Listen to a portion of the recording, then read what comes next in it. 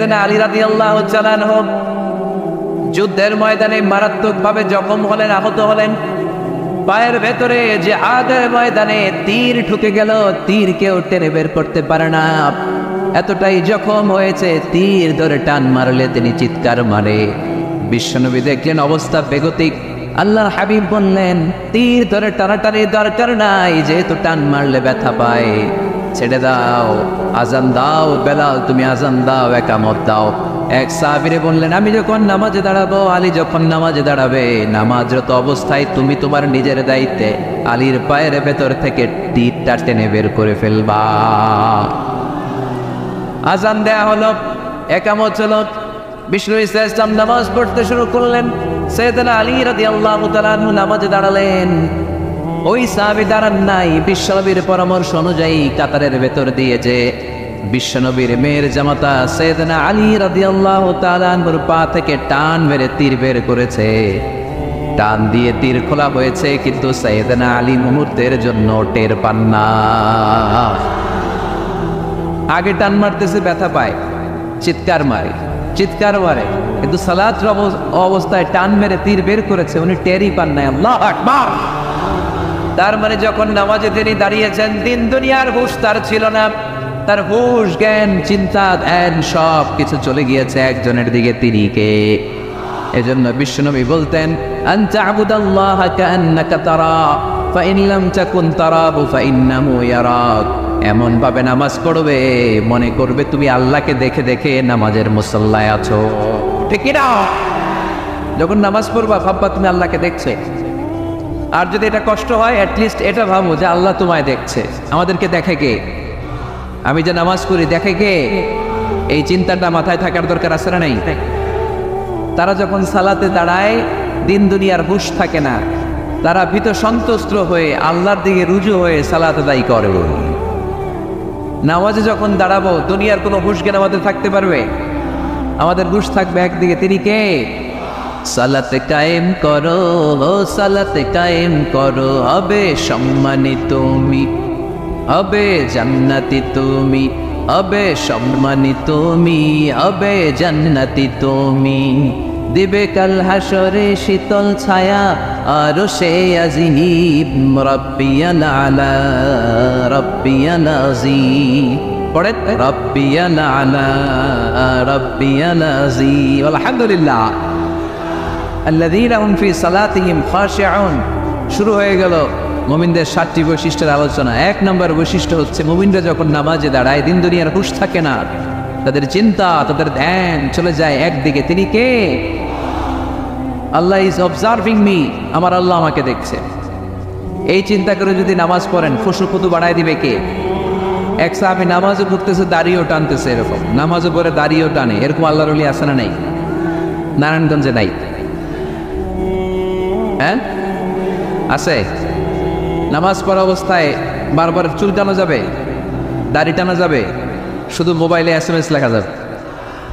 যাবে না, এগুলো করবেন না। নজরটা থাকবে সিজদার দিকে। কোন দিকে? সবাই বলেন, মনে থাকবে এটা। এগুলো message, very sensitive and important message. এগুলো নিয়ে যান বাড়িতে। সালাতে মন বসে না, কারণ নজর ছোটাছুটি করে এইদিকে এইদিকে এইদিকে।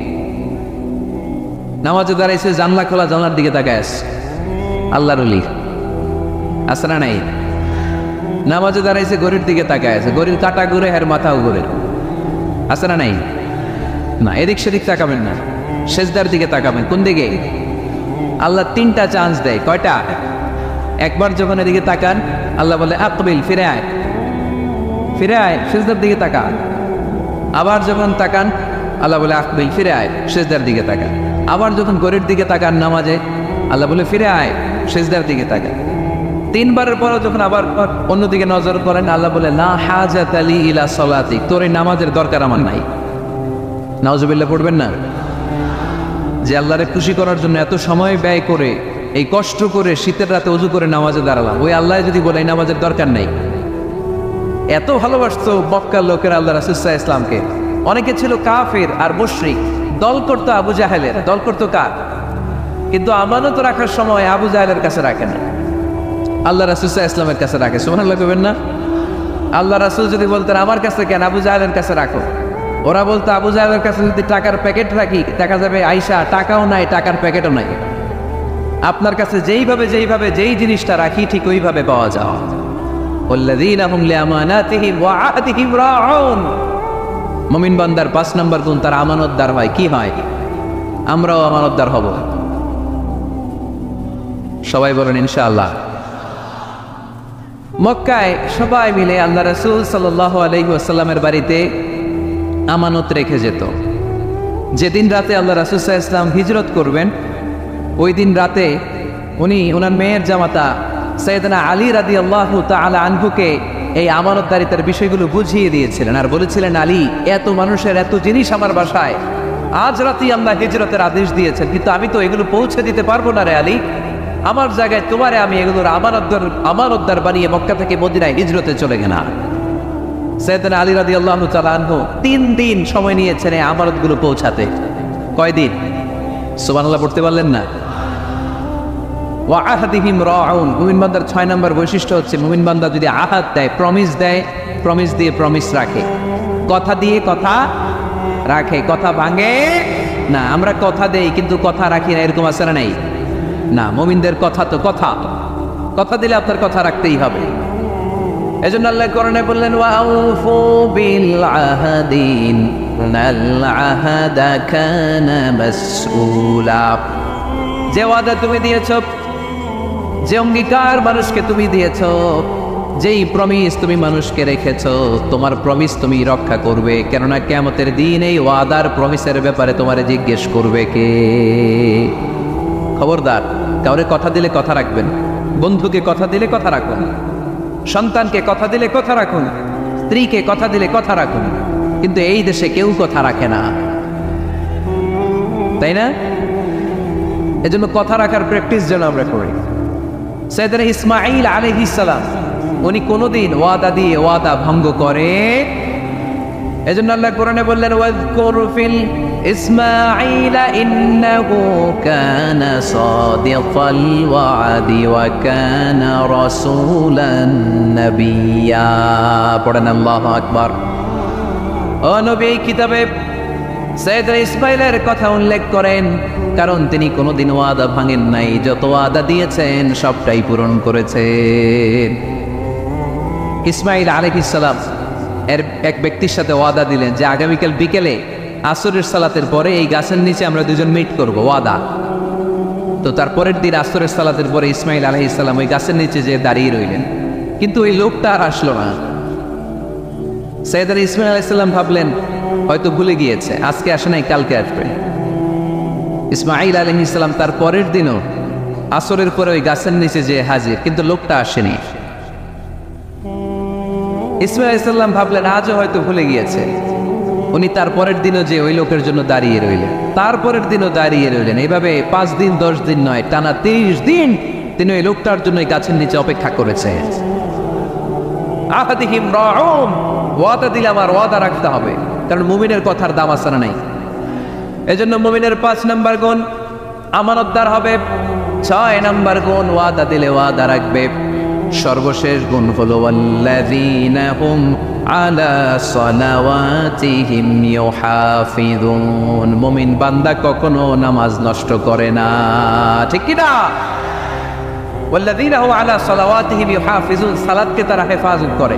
দেখেন আল্লাহর বর্ণনা ভঙ্গি কত সুন্দর। শুরু করছিল কি দিয়ে? সালাত দিয়ে। আবার শেষ করতেছে, শুরুতে বলছে সালাতে খুশু খুদু, আল্লাহর দিকে মনোযোগ থাকে। শেষে বলতেছে সালাত কামাই দিবে না। ওয়াল্লাযীনা হুম আলা সালাওয়াতিহিম ইউহাফিযুন। মুমিনরা সালাত হেফাজত করে। তারা সব কামাই দিতে পারে, কিন্তু সালাত কামাই দিতে পারে, কারণ গোটা দুনিয়াটারে আমাদের জন্য সেজদার জায়গা বানিয়েছে কে? কিয়ামতের দিন আউয়ালু মা ইউহাসাবু বিহিল আবদু ইয়াউমাল কিয়ামাতি আস-সালাত। কিয়ামতের দিন সর্বপ্রথম যেই জিনিসটার হিসেব আল্লাহ চাইবেন সেটা হলো সালাত। সেটা কি? কুরবানির গোশতের সাথে যেটা খায়, তাই না? নামাজ, এটার হিসেব আগে। ফাইন সালুহাত সালুহা সাইরু আমালিক। সালাতের হিসাব যদি সহজ হয়, পুরো আমলনামাটারে সহজ করে দিবে কে? সালাতের হিসাব দিতে যে যদি আপনার গন্ডগোল লেগে যায়, পুরো আমলনামায় গন্ডগোল পাকায় দিবে কে? এজন্য মুমিন সব নষ্ট করতে পারে, সালাত নষ্ট করতে পারে। যে কোনো জায়গায় সালাতের সুযোগ আসছে না নাই? মসজিদে পড়লে কবুল করে কে? রাস্তায় পড়লে কবুল করে কে? বাজারে পড়লে কবুল করে কে? আল্লাহ বলেন এই 7টা গুণ যদি কেউ অর্জন করে, উলাইকা হুমুল ওয়ারিসুনাল্লাযীনা হুম ইয়ারিসুনাল ফিরদাউসা হুম ফিহা খালিদুন। এই মুমিন বান্দার 7টা বৈশিষ্ট্য যদি কারোর মধ্যে কেউ ধারণ করতে পারে, দুনিয়ার বুকে থেকেই সে জান্নাতুল ফেরদাউসের মালিক হয়ে যাবে, ওয়ারিস হয়ে যাবে। ওয়ারিস, মাঝে মাঝে রাস্তাঘাটে দেখবেন লেখা ওয়ারিস সূত্রে এই জমির মালিক আব্দুর রহমান। আপনাদের জন্য একটা সুখবর আছে, হুজুর একজন হিন্দু যুবক আপনার কাছে মুসলিম হতে যাচ্ছে। মাশাআল্লাহ, মাশাআল্লাহ, মাশাআল্লাহ। বসেন, বসেন। আমাদের সৌভাগ্য যে একজন হিন্দু ভাই আজকের মাহফিলে শাহাদা বাক্য পাঠ করে মুসলমান হতে চায়। আলহামদুলিল্লাহ। এই সুন্দর দৃশ্য আমরা সবাই দেখতে চাই না? বসেন, একজন উঠবেন না, একটা আওয়াজ হবে না, একটা আওয়াজ আমি শুনতে চাই না। বসেন। মুমিন বান্দার কয়টা গুণ?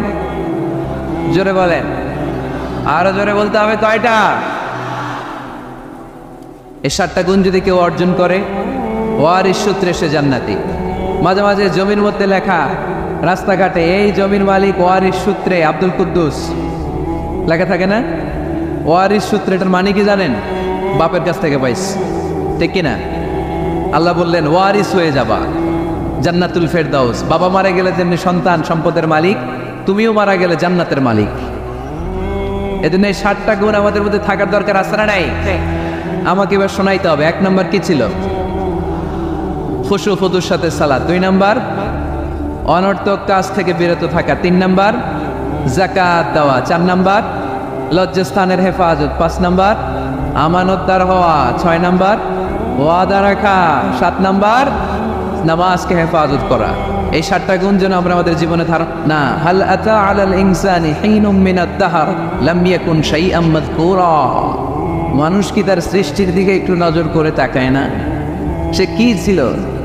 সৃষ্টির শুরুতে সে উল্লেখ করার মতো কিছুই ছিল না। এই যে আমরা যখন ছোট্ট ছিলাম, বয়স যখন আমার 3, 2, তখন আমি কি কি করছিলাম মনে আছে? স্মৃতির পাতা হাতড়াতে হাতড়াতে পেছনে যেতে যেতে কত বছর বয়স পর্যন্ত আপনি ঘটনা বা স্মৃতি মনে রাখতে পেরেছেন বলেন? আমি মিজানুর রহমান আজহারি সর্বোচ্চ 3 বছরের, আমার বয়স যখন 3 ততটুকু খেয়াল আছে। এরপরে আমি আর খেয়াল নাই কি হয়েছিল আমার 2 বছর বয়সে। আমার বয়স যখন 6 মাস, I don't know anything about it, কিচ্ছু জানি না। মায়ের পেটের ভেতরে 9 মাস নাকি ছিলাম শুনছি, কিন্তু কি হয়েছে আমি জানি না। আপনি যদি আপনার স্মৃতির পাতা হাতড়াতে হাতড়াতে পেছনে যান, কতটুকু মনে আছে আপনার? কত বছর বয়সে? হ্যাঁ, কয় বছর? 4 বা 5। এর আগের কথা আমরা জানি না, কিন্তু মায়ের পেটের ভেতরে আমার লালন পালন করলো কে? কত ক্ষুদ্র আমি, কত তুচ্ছ আমি, কত নগণ্য আমি। 1 ফোঁটা নাপাক পানি থেকে আল্লাহ আমার তৈরি করলো। Sperm drop, blood clot, little flesh, কিচ্ছু ছিলাম না আমি। জোকের মতো, ব্যাঙের বাচ্চার মতো ছোট্ট মায়ের জরায়ুর দেয়ালে লেপটে ছিলাম। সেখান থেকে আস্তে আস্তে আমারে বড় করলো কে? আমার ভেতরে রুহের ফুৎকার দিল কে? 2টা জিনিস আল্লাহ সেট করে দিল। রুহের ফুৎকার দিল আর 2 কাঁধে 2 ফেরেশতা দিল, ঠিক কিনা? আবার যখন চলে যাব, রুহও উড়াল দিবে, ফেরেশতারাও চলে যাবে। 2 কাঁধে ছিল যে তোমারে 2 জনা পাহারা, তোমারে একলা থইয়া পলাইছে তাহারা। তোমার 8 কুঠুরি 9 দরজা বন্ধ, এবার হলো রে হলো মুখে আল্লাহ রসুল সবে বলো। দুয়ারে আইসাছে পালকি, নাই হরি যাও তোলো রে তোলো, মুখে আল্লাহ রসুল সবে বলো, ঠিক কিনা? সময় যখন শেষ, উড়াল দেবে রুহুটা। 2 কাঁধের ফেরেশতা আপনারা রেখে চলে যাবে। তাহলে গর্ব করার মতো, অহংকার করার মতো এই দুনিয়ায় আমার কিছু আছে? খুলিকাল ইনসানু দাঈফা। কেন এই মেসেজগুলো আমরা মনে রাখি না? আমরা তো দুর্বল। আমরা কি সবাই বলে পিছনের ওনারা অনেক সবল, এজন্য দুর্বল বলতে লজ্জা পাচ্ছে। আমরা কি শুধু কি দুর্বল? দুর্বলের ঘরের দুর্বল। আমি দুর্বল, আমার বাবা দুর্বল, আমার দাদা দুর্বল, আমার 14 গোষ্ঠী দুর্বল। এজন্য আমরা দুর্বলের ঘরে। এই মাহফিলের পেছন থেকে কেউ যদি বলে হুজুর সাপ, কি বলছে? আসলে সাপ নাই, খালি কইছে সাপ। এরপরে মুজাহিদদেরকে আর খুঁজে পাওয়া যাবে না, সব দৌড়। সাপ বাদ দেন, বাবা ব্যাংক চেনেন না? নারায়ণগঞ্জে নাই না? বাবা ব্যাংক কি করে, লাফায় না? সাপ না, সাপ তো অনেক ভয়ঙ্কর। বাবা ব্যাংক, দুইটা বাবা ব্যাংক এদিকে, দুইটা এদিকে, আর বাকি দুইটা এদিকে। 6টা বাবা ব্যাংক যদি ছেড়ে দেয় কি হবে? ব্যাং লাফাবেন, আপনি লাফাবেন। ব্যাং আর কি লাফ দিবে? তার চেয়ে বড় লাভ দিবেন আপনি, ঠিক কিনা? তো এই তো আমাদের ক্ষমতা। ভূমিকম্প আসলে শব্দ, বাড়ির মালিক। ভূমিকম্প আসলে নারায়ণগঞ্জের শুধু ভাড়াটিয়ারা বাড়ি থুয়ে দেয় দৌড়, বাড়িওয়ালারা দৌড়ায় না। হ্যাঁ, বাড়ির মালিক তো নেই, উনিও দৌড়ায়। ভাড়াটিয়াও দৌড়, বাড়িওয়ালাও দৌড়, সরকারও দৌড়, জনগণও দৌড়। চিল্লায় বলো ঠিক কিনা? ওখানে দুর্বল আমরা, দুর্বলের ঘরের দুর্বল। এজন্য আমরা যেন অহংকার প্রদর্শন না করি। অহংকার আল্লাহর চাদর, আল্লাহর চাদর ধরে যেন আমরা না জানি। আমরা যেন বিনয়ী হই, মুতাওয়াদি। কানা রাসূলুল্লাহ সাল্লাল্লাহু আলাইহি ওয়াসাল্লাম মুতাওয়াদিআন জিদ্দান। অত্যন্ত বিনয়ী ছিলেন আল্লাহ রাসূল সাল্লাল্লাহু আলাইহি ওয়াসাল্লাম। কখনো অহংকার দেখাতেন না, কখনো অহংকার প্রদর্শন করতেন না। অহংকার করা হচ্ছে শয়তানের ফাসলাত, ঠিক কিনা? খালাকতানি মিন নার ওয়া খালাকতাহু মিন তিন। সে লজিক খাটাইছে আল্লাহর সাথে। আল্লাহর সাথে লজিক খাটানো যাবে? আল্লাহ বললেন সেজদা দাও, আদমকে সেজদা দাও। সব ফেরেশতারা সেজদা দিল। শয়তান যুক্তি খাটালো, খালাকতানি মিন নার, আল্লাহ তুমি আমাকে তৈরি করেছো আগুন থেকে। ওয়া খালাকতাহু মিন তিন, আদমকে তৈরি করেছো মাটি থেকে। মাটির বৈশিষ্ট্য রেখে দিলে নিচে টপাস করে পড়ে, আর আগুন জ্বালিয়ে দিলে উপরে দাউ দাউ করে উপরে উঠে যায়। তো যেটা ঊর্ধ্বগামী, এটা নিম্নগামীকে কখনো সেজদা করতে পারে না। এই লজিক খাটাই আসে শেষ, ওর দুনিয়াও শেষ, আখিরাতও শেষ। আল্লাহর আদেশের ক্ষেত্রে কোনো লজিক নাই। সামি'না ওয়া আতা'না, শুনলাম মানলাম। আল্লাহ আদেশ করেছে, এই আদেশের উপরেই থাকতে হবে, বরকত আছে না নাই? এজন্য আমরা যেন অহংকারী না হই, আমরা যেন বিনয়ী হতে পারি। আল্লাহ তুমি তৌফিক দান করো। আজকের মাহফিলটাকে আল্লাহ তুমি নাজাতের ওয়াসিলা বানাও। আমার যে যুবক ভাইয়েরা আজকের এই প্রোগ্রামে স্বতঃস্ফূর্ত অংশগ্রহণ করার মধ্য দিয়ে ইসলামের পক্ষে এই গণজোয়ারকে তৈরি করেছে, এই গণজোয়ারকে তুমি ইসলামের জন্য কবুল করো। আমার প্রাণপ্রিয় যুবক ভাইদেরকে তুমি সৈয়দনা ওমর ফারুক রাদিয়াল্লাহু তাআলা আনহুর মতো ইসলামের বীর সেনানী হিসেবে কবুল করো। পর্দার অন্তরালে আমার মা বোনদেরকে আল্লাহ তুমি খাদিজাতুল কুবরা তাহেরা রাদিয়াল্লাহু তাআলা আনহার মতো কবুল করো। পুলিশ ভাইরা আজকে অনেক কষ্ট করেছে। আপনাদের এই থানার সম্মানিত ওসি সাহেব, উনি ওনার প্রোটোকল দিয়ে আমাদেরকে এখানে নিয়ে এসেছে। আপনাদের এই এলাকার সম্মানিত চেয়ারম্যান সাহেব সারাটা দিন অনেক কষ্ট করে এই প্রোগ্রামকে এনশিওর করেছে। বিশেষ করে আপনাদের অত্র এই আসনের সম্মানিত এমপি মহোদয় সেলিম ওসমান সাহেব, উনিও খুব খোঁজ খবর নিয়েছে এই প্রোগ্রামের ব্যাপারে। সর্বোপরি আমরা আল্লাহর কাছে শুকরিয়া জানাই যে আল্লাহ তাআলা আজকে আমাদেরকে সুস্থভাবে এই প্রোগ্রামে আসার সুযোগ করে দিয়েছে। এরকম প্রোগ্রাম, কোরআনের মাহফিল বন্ধ হোক, এটা কি আমরা চাই? কোরআনের কথা চলবে, এটা আমরা চাই কি চাই না? সেজন্য যদি ত্যাগ স্বীকার করা লাগে, দরকার আছে না নাই? ময়দানে যদি থাকতে হয়, রাজি আছি না নাই? আল্লাহ তুমি তৌফিক দান করো। মুসাপুর পশ্চিমপাড়া জামে মসজিদ, মুসাপুর কি গ্রামের নাম? যুব সংগঠন ও এলাকাবাসীর যৌথ উদ্যোগে মাশাআল্লাহ, যুবক এলাকাবাসী ভাই ভাই, অন্যদের কোনো খাওয়া নাই, ঠিক কিনা? এরকম আন্তরিক সংঘ গড়ে তুলতে হবে এলাকায়। যুবকরা হচ্ছে আগামীর বাংলাদেশ, তোমাকেই খুঁজছে বাংলাদেশ। তোমার দেহে এখন অনেক শক্তি, উচ্ছ্বাস, এটাকে ইসলামের পক্ষে কাজে লাগাতে হবে। এটা আজে বাজে কাজে, মাদকের পেছনে দৌড়াদৌড়ি করে, অপরাজনীতির পেছনে দৌড়াদৌড়ি করে, মারামারি এগুলোর পেছনে দৌড়াদৌড়ি করে, সন্ত্রাস, জঙ্গিবাদ, টেন্ডারবাজি, চাঁদাবাজি এগুলোর পেছনে দৌড়াদৌড়ি করে সময় নষ্ট করা যাবে? এদিকে কি দেখা যায় না?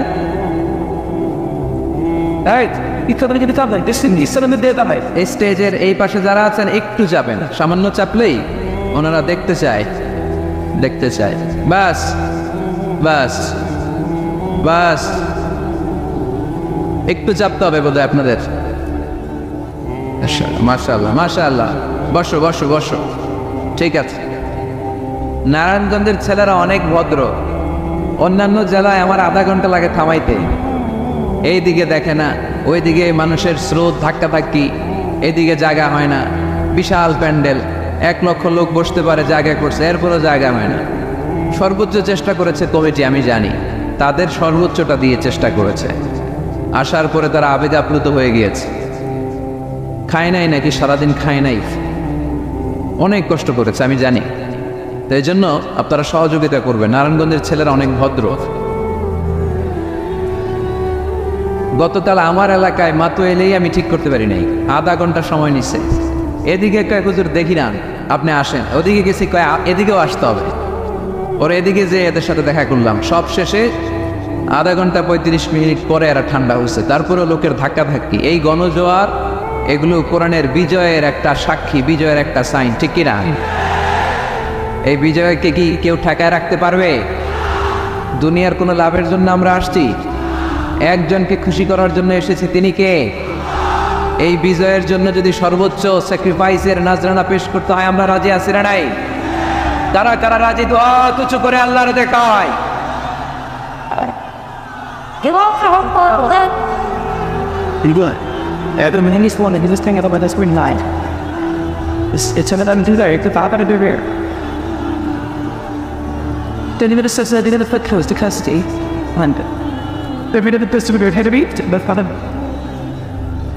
আল্লাহ তুমি কবুল করো। এই যে যুবক ছেলেগুলো খেলার মাঠে যায় না, এখন আড্ডা বাজিতে যায় না, টেন্ডার বাজিতে যায় না, চাঁদা বাজিতে যায় না, উল্টা পাল্টা কোনো কাজে যায় না। এরা যাত্রাপালায় এখন আর যায় না, এরা গানের কনসার্টে যায় না, এরা কোরআনের প্রেমে পাগল হয়ে এসেছে, ঠিক কিনা? কোনো বিরিয়ানির প্যাকেট আছে নাকি আজকে? তাইলে এই গণজোয়ার এটা কোরআনের পক্ষে না বিপক্ষে? আমরা কোরআনের পক্ষে থাকতে চাই কি চাই না? আল্লাহ তুমি আমাদেরকে কবুল করো। কোরআনের প্রতি ভালোবাসাকে ইসলামের বিজয়ের জন্য তুমি কবুল করে নাও। এজন্য যুবক যারা আছো, তোমরা আগামীর বাংলাদেশ, তুমিই বাংলাদেশ, তুমিই বাংলাদেশ। 10 বছর 20 বছর এমনভাবে আমরা বাংলাদেশের জন্য কাজ করব যাতে গোটা বিশ্ব বাংলাদেশের নাম শুনলে এটা একটা সমৃদ্ধ দেশ, সুখী দেশ, একটা মডেল কান্ট্রি, এই হিসেবে যেন বাংলাদেশকে এক্সাম্পল দিতে পারে, ঠিক কিনা? সেজন্য তোমাদেরকে কাজ করতে হবে খুব বেশি। অলসতা করা যাবে? কাজে কোনো লজ্জা নেই, লজ্জা হচ্ছে অলসতায়। Never underestimate any job. কোনো চাকরি, কোনো ব্যবসাকে ছোট চোখে দেখবা না, whether it small or big. ছোট চাকরি হোক, ছোট ব্যবসা হোক, আমরা করব। আমরা স্বাবলম্বী হতে চাই, নিজের পায়ে দাঁড়াতে চাই, আমরা আত্মমর্যাদা সম্পন্ন মুসলিম হতে চাই, ঠিক কিনা? কেসে এখানে লোকজন অনেক বেশি হয়ে গেছে, দাঁড়ানোর জায়গা নাই। প্রতি রাতের ঘটনা। প্রিয় ভাইয়েরা, কি হয়েছে? কি হয়েছে? প্রজেক্টর আছে, প্রজেক্টর আছে। এই সাউন্ড বক্স এখন নামাইতে গেলে অনেক সময় লাগবে। একটু দেখো, একটু দেখো। ক্যামেরাওয়ালা ভাইদের প্রতি একটু এহসান করো। এইখানে যদি 1 লক্ষ লোক হয়, কালকে 20 লক্ষ লোক এই কথাগুলো শুনবে। এই নারায়ণগঞ্জের যুবক ভাইদের উসিলায় কোটি মানুষ কোরআনের পথে আসুক, আমরা চাই কি চাই না? আমরা কোরআনের জন্য সব করতে পারি, সব বিলিয়ে দিতে পারি। আজকের এই 1 ঘন্টার কষ্ট আমাদের কাছে কোনো কষ্টই না, তাই না? মাশাআল্লাহ মাশাআল্লাহ, এই তো চমৎকার। বেশি নাড়াচাড়া করো না, বেশি নাড়াচাড়া করা যাবে না। আস্তে করে রেখে চুপ করে বসে যাও, চুপ করে বসে যাও। এই তো ছেলেপেলেরা অনেক ভদ্র, ঠিক আছে, আওয়াজ হবে না। জায়গা না পেলে দাঁড়িয়ে শোনো। বলছিলাম যুবকরা হচ্ছে আগামীর বাংলাদেশ। কাজকে ছোট করা যাবে না। যে কোনো কাজ পেলেই করা শুরু করতে হবে। নতুন চাকরি পেলে, নতুন ব্যবসা পেলে এরপরে করবা। কিন্তু বাবুগিরি দেখিয়ে অলসতা করে বসে থাকা যাবে? কাজ ছোট হোক বা বড় হোক, বরকত দেয় কে? সুন্দরভাবে করলে প্রত্যেকটা কাজে বরকত আছে না নাই? যে কোনো কাজ করো না ভাই, যে কোনো কাজ করো, তা যেন হয় সবার চেয়ে সবচেয়ে সুন্দর। যে কোনো কাজ করো না ভাই, যে কোনো কাজ করো, তা যেন হয় সবার চেয়ে সবচেয়ে সুন্দর। হোক না সেটা পড়ালেখা, রঙের ভাষায় ছবি আঁকা, হোক না সেটা পড়ালেখা, রঙের ভাষায় ছবি আঁকা, হোক না সেটা সামান্য কাজ কিংবা মহত্তর, তা যেন হয় সবার চেয়ে সবচেয়ে সুন্দর। যে কোনো কাজ করো না ভাই, যে কোনো কাজ করো, তা যেন হয় সবার চেয়ে সবচেয়ে সুন্দর। ঠিক কিনা? যেটাই করি না কেন কাজ যেন সুন্দর হয়, কাজটা যেন এক্সাম্পল স্থাপন করার মতো হয়। তাহলে ওই কাজে বরকত দিবে কে? মাইক অপারেটর কে? আরেকটু স্ট্রং করতে হবে, আরেকটু স্ট্রং করো। ঠিক আছে, আমি বলছি, আল্লাহ রাসূল সাল্লাল্লাহু আলাইহি ওয়াসাল্লাম যখন তোমাদের মতো যুবক, তিনি কি অলস ছিলেন? মা বাআসাল্লাহু নাবিয়ান ইল্লা রাআল গানাম। এই পৃথিবীতে এমন কোন নবী ছিল না যে নবীরা ছাগল চড়ায় নাই। সুবহানাল্লাহ বলবা না? ছাগল চড়িয়েছেন আমার প্রিয় নবী মুহাম্মদ সাল্লাল্লাহু আলাইহি ওয়াসাল্লাম। মরুভূমিতে তিনি ছাগল চড়াতেন অল্প কিছু পারিশ্রমিকের বিনিময়ে। সাহাবারা বললেন, ইয়া রাসূলুল্লাহ, সব নবী ছাগল চড়িয়েছে বুঝলাম, আপনিও? আল্লাহ রাসূল বললেন, হ্যাঁ আমিও কুনতু আরাআহা আলা কারারিতি আহলি মক্কা। মক্কাবাসীদের দেয়া অল্প কিছু পারিশ্রমিকের বিনিময়ে মক্কা শহরে আমি নিজেও ছাগল চড়িয়েছি। কাজকে ডিফারেন্সিয়েট করে নাই, ছোট বড় না, কাজ যেটা পাও করতে হবে। কাজ করে খাওয়ার মধ্যে কোনো লজ্জা নেই, আছে শুধু সম্মান। ঠিক কিনা? সাউন্ড তো আরো খারাপ হয়ে গেল মনে হয়। এরকম কেন? একটা স্ট্রং অ্যান্ড ক্লিন সাউন্ড দাও। আসো ঠিক করো। তো এই জন্য যুবক যারা আছো, তোমরা আগামীর বাংলাদেশ। আল্লাহ রাসূল সাল্লাল্লাহু আলাইহি ওয়াসাল্লাম যুবক বয়সে একটা সংগঠন করেছিলেন, নাম হচ্ছে কি নাম? আরবিতে এটাকে বলে হালাফুল ফুদুল। হালাফ মানে শপথ, ফুদুল মানে ভালো কাজ, ভালো কাজের শপথ। আমরা কি পারি না অলিতে গলিতে এরকম হিলফুল ফুজুলের মতো ইসলামিক ক্লাব গড়ে তোলা? পারবো না আমরা? এগুলোর উদ্যোগে আজকে যেরকম যুব সংগঠন ও এলাকাবাসীর যৌথ উদ্যোগে প্রোগ্রাম, এরকম সুন্দর সুন্দর প্রোগ্রাম করতে হবে। শুধু আউটডোর না, এখন থেকে ইনডোর প্রোগ্রাম করার দরকার আছে না নাই? আমাদের দেশে কমিউনিটি সেন্টারে শুধু বিয়ে আর সুন্নতে খাতনা। গোটা বিশ্বে কমিউনিটি সেন্টারগুলোতে কমিউনিটির বড় বড় প্রোগ্রাম করার জন্য তারা অ্যারেঞ্জ করে। কমিউনিটি সেন্টারগুলোতে সেখানে ইনডোর প্রোগ্রাম করতে হবে। প্রতি মাসে ভালো ভালো স্কলারদেরকে এনে, ইনফ্লুয়েন্সিয়াল স্পিকারদেরকে এনে যুবকদেরকে মোটিভেট রাখার দরকার আছে না নাই? কারণ যুবকরাই আগামীর বাংলাদেশ। আল্লাহ রাসূল সাল্লাল্লাহু আলাইহি ওয়াসাল্লাম প্রতিজ্ঞা করালেন যে হিলফুল ফুজুলের শপথ হচ্ছে মক্কায় চাঁদাবাজি টেন্ডারবাজি চলবে না, দুর্বলের উপর সবলের কোনো অত্যাচার চলবে না। তো এরকম হিলফুল ফুজুল থাকার দরকার আছে না নাই? আল্লাহ এই যুব সংগঠনকে তুমি কবুল করো, এলাকাবাসীকেও তুমি কবুল করো। মিনার বাড়ি বন্দর, নারায়ণগঞ্জ, মুসাপুর রাস্তার পাশে 2 দিন ব্যাপী তাফসীর কোরআনের প্রোগ্রামের আজকে দ্বিতীয় রজনী। প্রথম দিন কথা বলেছিলেন হযরত মাওলানা সাদিকুর রহমান আল আজহারী। আল আজহার ইউনিভার্সিটিতে আমরা একসাথে পড়াশোনা করেছি। আমার ছোট ভাই সুন্দর কথা বলে, কোরআন থেকে বলে। আল্লাহ তাআলা সাদিকুর রহমান আল আজহারীর জ্ঞানকে তুমি আরো বাড়িয়ে দাও। আজকের রজনীতে আমাকে রেখেছেন আপনার আলোচক। আমার আগে কথা বলেছে very energetic, hard working, enthusiastic যুবকদের আইকন শায়েখ সিফাত হাসান। সে আমারও মাঝে মাঝে বসায় ওয়াজ করে, সুন্দর সুন্দর কথা শোনায় সে আমাকে, আমিও মন্ত্রমুগ্ধ হয়ে শুনি। যুবকরা যেখানেই আছে ওখানে এনার্জি আছে না নাই? যুবকদের থেকে কথা শুনতে হবে, কারণ যুবকদের মধ্যে আছে অনেক শক্তি। এই শক্তিকে আমরা পজিটিভ ওয়েতে কাদাদিন কষ্ট করছে, এখনো যোগাযোগ মেনটেন করে যাচ্ছে। এরকম নেতা আমাদের থানাগুলোতে থাকুক, আমরা চাই কি চাই না? যারা কোরআনের মাহফিল বন্ধ করে না, অ্যারেঞ্জ করে দেয়, আয়োজন করে দেয়, সারাদিন গাদার মতো খাটুনি খেটে কোরআনের মাহফিলে রাত্রেবেলা নিজে উপস্থিত থেকে সার্থক করে দেয়। আমরা এ ধরনের নেতাদেরকে চাই যারা সবসময় কোরআনের পক্ষে থাকবে, ঠিক কিনা? আল্লাহ পাক অত্র এলাকার চেয়ারম্যান মহোদয়কে তুমি কোরআনের জন্য কবুল করো। আরো অনেক বিশেষ অতিথি এই প্রোগ্রামে উপস্থিত হয়েছেন, সম্মানিত অনেক অতিথিবৃন্দদের নাম এখানে আছে, যারা এই প্রোগ্রামের জন্য কষ্ট করেছে। আমরা সবার জন্য দোয়া করি, আল্লাহ তুমি সবাইকে কবুল করো। আসুন আমরা সময় নষ্ট না করে সরাসরি মহাবিশ্বের মহাবিশ্বয় মহাগ্রন্থ আল কোরআনুল কারীম থেকে কথা শুনি। আমি আমার খুতবার শুরুতে আপনাদের খেদমতে সূরাতু আল মুমিনুনের প্রথম আয়াত তেলাওয়াত করেছি। এই সূরায় আল্লাহ তাআলা মুমিনদের 7টি গুণের কথা বলেছেন, যে গুণগুলো একজন মুমিন হিসেবে আমাদের জীবনে থাকা দরকার আছে।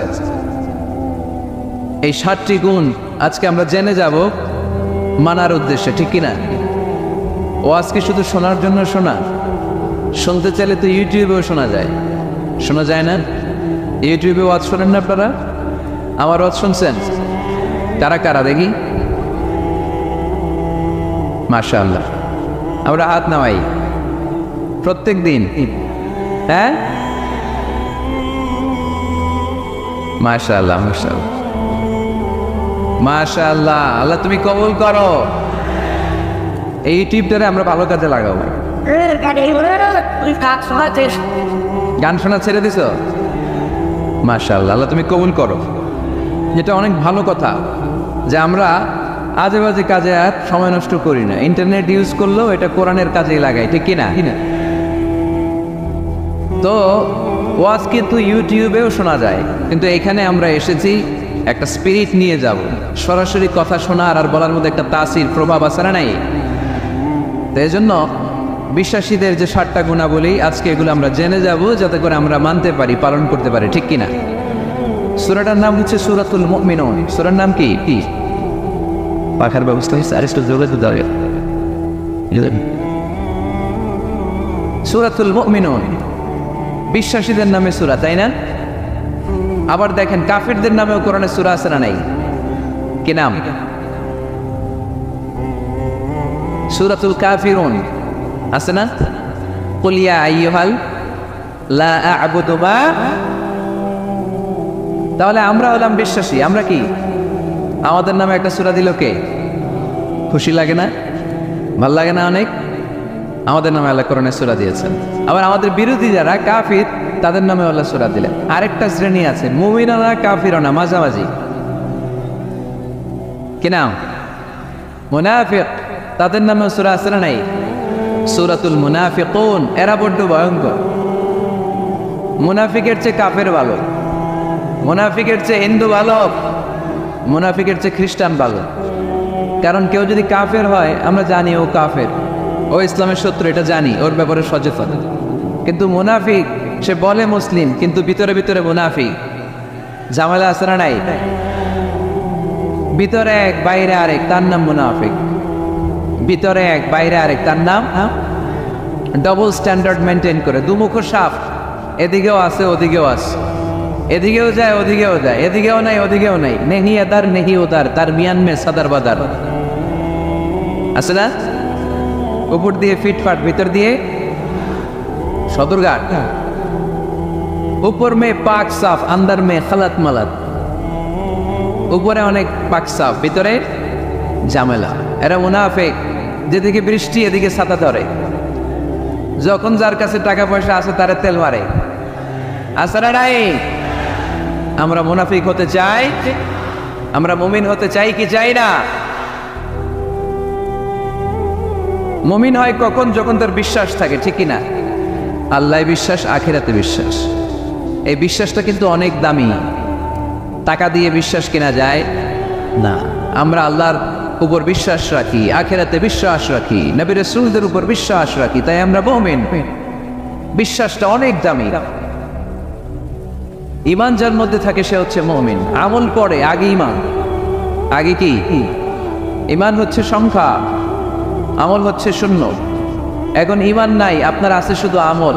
শূন্য বসাতে বসাতে বসাতে বসাতে নারায়ণগঞ্জ থেকে ঢাকা, এটার কোনো দাম আছে? 2000 শূন্য আপনি পাইছেন। 2000 ফলাফল কি? শূন্য। কারণ ঈমান নাই, সংখ্যা নাই। এবার আপনার ঈমান আছে, পেলেন একটা সংখ্যা 1, তারপর আমল করতে শুরু করলেন, পেলেন শূন্য। যাকাত দিলেন, পেলেন শূন্য। হজ করলেন, পেলেন শূন্য। দাম আছে না নাই? একের পরে শূন্য দিলে দাওয়াত ছাড়া, তাহলে আগে লাগবে কি? ইমান। ইমান মানে বিশ্বাস। বিশ্বাসটা খুব দামি। এই বিশ্বাস যেন নষ্ট না হয়, বিশ্বাসে যেন আঘাত না আসে। বিশ্বাসটা কত দামি জিনিস দেখেন। বন্ধুর মধ্যে যদি বিশ্বাস না থাকে, বন্ধুত্ব টিকে? কথা বলেন। স্বামী যদি স্ত্রীরে বিশ্বাস না করে, সম্পর্ক টিকে? কথা বলেন। বিশ্বাস অনেক দামি জিনিস। দেখবেন বাবা যখন তার ছোট্ট মেয়েটাকে কোলে তুলে উপরে এরকম ছুঁড়ে মারে, ছোট্ট মেয়েটা খিলখিল করে হাসে।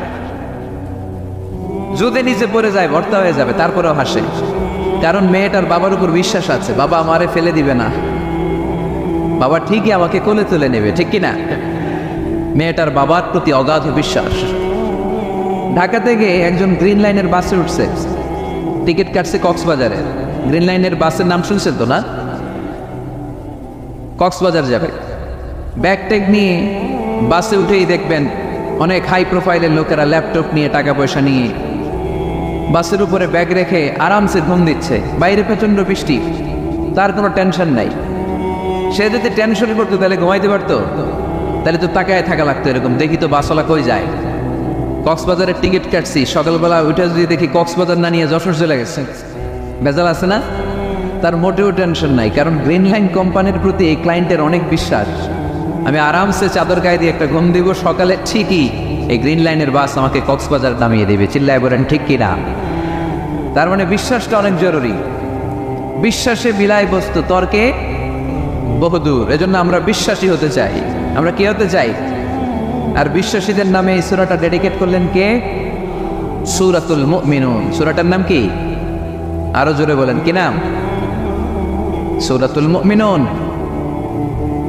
এই সূরাটা নাজিলের একটা ব্যাকগ্রাউন্ড আছে, শানে নুজুল, কোন সময়ে কোন প্রেক্ষাপটে নাজিল হলো, এটা শুনলে এই সূরার তাফসীর বুঝতে আমাদের সুবিধা হবে। আল্লাহ রাসূল সাল্লাল্লাহু আলাইহি ওয়াসাল্লাম সাহাবাদের নিয়ে বসা, হঠাৎ করে ওমরে ফারুক মৌমাছির আওয়াজ শুনতে পেলেন, বন বন বন বন আওয়াজ। হাদিসটা এসেছে মুসনাদ ইবনে আহমদ ইবনে হাম্বলে, সুনানে তিরমিজিতে। বন বন মৌমাছির যখন আওয়াজ, ওমরে ফারুক মৌমাছি খুঁজতে আরম্ভ করলেন, কিন্তু কোনো মৌমাছি উনি খুঁজে পান না। তখন উনি বুঝতে পেলেন আসলে এটা মৌমাছি না। এখনই আল্লাহ রাসূল সাল্লাল্লাহু আলাইহি ওয়াসাল্লামের উপর কোরআনের আয়াত নাজিল করতেছে কে?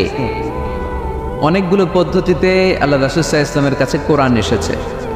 আমরা তো মাগনা কোরআন পাইছি, সুন্দর করে এমদাদিয়া কোম্পানি ছাপাই দিছে, আব্বা কিনা বাসায় নিয়ে আসছে, এবার আমি রমজান মাসে কোরআনের খতম দেই। আহা, আল্লাহ রাসূল সাল্লাল্লাহু আলাইহি ওয়াসাল্লাম কি এত সহজে কোরআন পেয়েছে? না, অনেক কষ্ট করে তিনি কোরআন রিসিভ করতেন।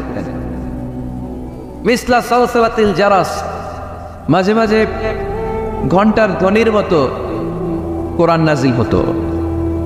প্রাইমারি স্কুল ছুটি হলে দপ্তরি ঘন্টা বাজায় না, ধাম ধাম বিকট আওয়াজ হয়, এরকম আওয়াজে যখন কোরআন নাজিল হতো, আল্লাহ রাসূল সাল্লাল্লাহু আলাইহি ওয়াসাল্লাম কোরআন রিসিভ করতে যেয়ে ঘেমে যেতেন শীতের রাতে। আজকে একটা শৈত্যপ্রবাহ গেছে না, প্রচন্ড শীত। দুপুরবেলা আমার প্রোগ্রাম ছিল কিশোরগঞ্জের, কি নাম, পাকুন্দিয়া। প্রচন্ড শীতে লোকজন কাঁপছিল। আপনাদের তো প্যান্ডেল আছে, ওদের প্যান্ডেলও ছিল না, খোলা ময়দানে লক্ষ লক্ষ মানুষ। প্রচন্ড শীতের রাতে আম্মা জান আয়েশা রাদিয়াল্লাহু তাআলা আনহা উনি কাঁপতেন।